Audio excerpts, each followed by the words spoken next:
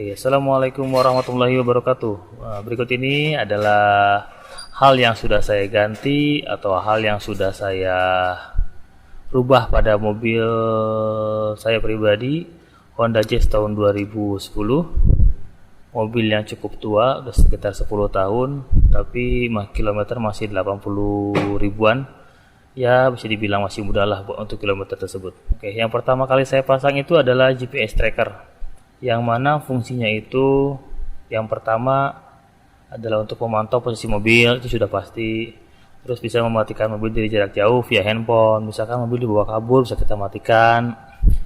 Terus bisa mendengar percakapan dalam kabin. Kalau misalkan ada orang sedang menjam mobil kita bisa tahu dia ngomongin apa. Tapi fungsi utamanya itu adalah untuk nge-tracker posisi mobil, yang mana amit-amit mobil dibawa sama orang, kita tahu posisi mobil ada di mana.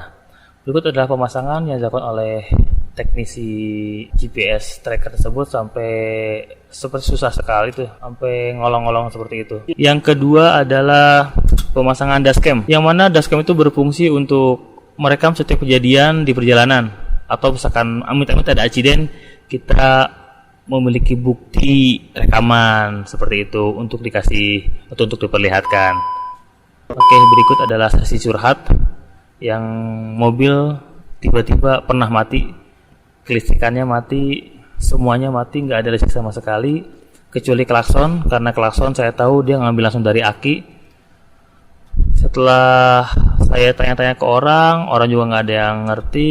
Tanya-tanya ke warga sekitar, minta tolong dicarikan bengkel atau ditunjukkan mekanik. Ternyata mereka baik sekali, saya tunjukkan mekanik yang di dekat bengkel tersebut. Setelah dicek oleh mekanik, ternyata ada sikring yang hangus terbakar. Sikringnya itu bukan sikring yang kecil-kecil yang tempatnya bukan, tapi ini sikring yang ada di aki. Ukurannya itu kalau tidak salah 100 watt. Jadi sikring itu terbakar yang mengakibatkan kelistrikan mobilnya itu mati total semuanya. Nah, itu jadi biar saya bisa jalan lagi, biar mobil lagi kan sudah malam kan, biar mobil bisa jalan, kata mekaniknya untuk sementara kita bypass dulu aja. Nah, ini dari yang A ke B ini yang saya bypass ini. Sebenarnya ini berbahaya, bisa terbakar, bisa hangus, atau bisa kebakaran. Tapi ya mau gimana lagi, toh kita daripada mobil di masjid kan, tempat orang, jauh dari rumah. Jadilah sementara terpaksa saya bypass. Oke, besoknya langsung saya bawa ke bengkel dong, ngeri kenapa-kenapa kan. Dibetulin di bengkel, dibikin sikring baru. Yang tadinya 100 watt itu mereka bagi jadi 4, sekitar 25.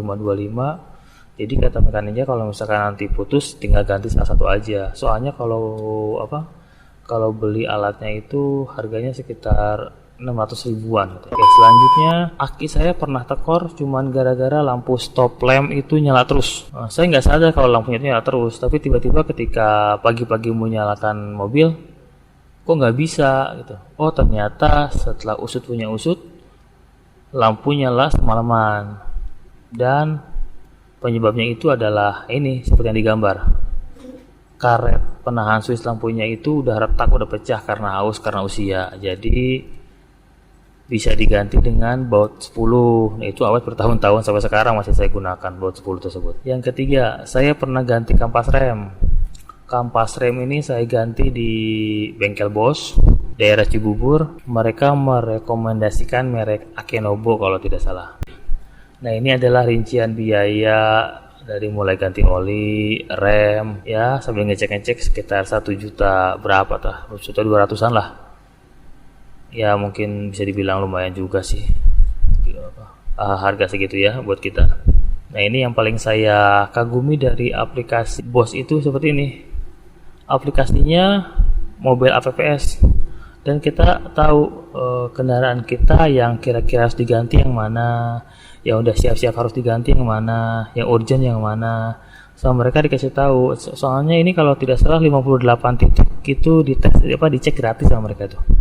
Oke, yang keempat adalah pasang alarm. Dikarenakan Honda Jazz itu alarmnya tidak berbunyi atau cuma cekrek doang, silent alarm.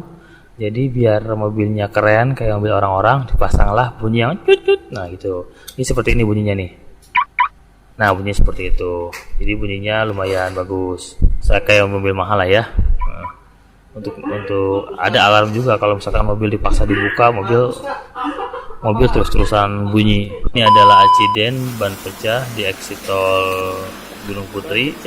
Ban bisa pecah itu ngajar lubang, padahal kecepatan paling juga 50-60, soalnya kan lagi belok ke exit tol.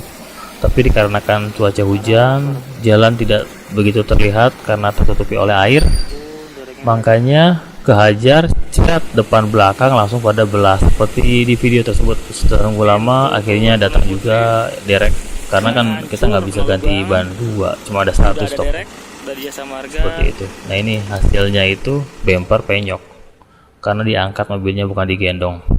Oke, besok paginya saya ganti ban. Nah ini yang kelima tuh ganti ban yang murah meriah lah ya. Kalau misalkan kita beli ban bawaannya itu kan Brixton Turanza ukuran 185 55R16 itu harganya 1 jutaan lebih. Jadi saya cari-cari ban murah meriah ya, rekomendasi dari rekan-rekan di grup. Ternyata ada ban Dunlop NSX 300 plus itu sekitar 7 ribuan. Jadi kalau misalkan beli 4 sekitar 3 jutaan lah. Ya lumayan enak juga sih, bannya saya naikin satu tingkat semuanya. Jadi 195 60R16. Nah ini harganya segitu. Nah ini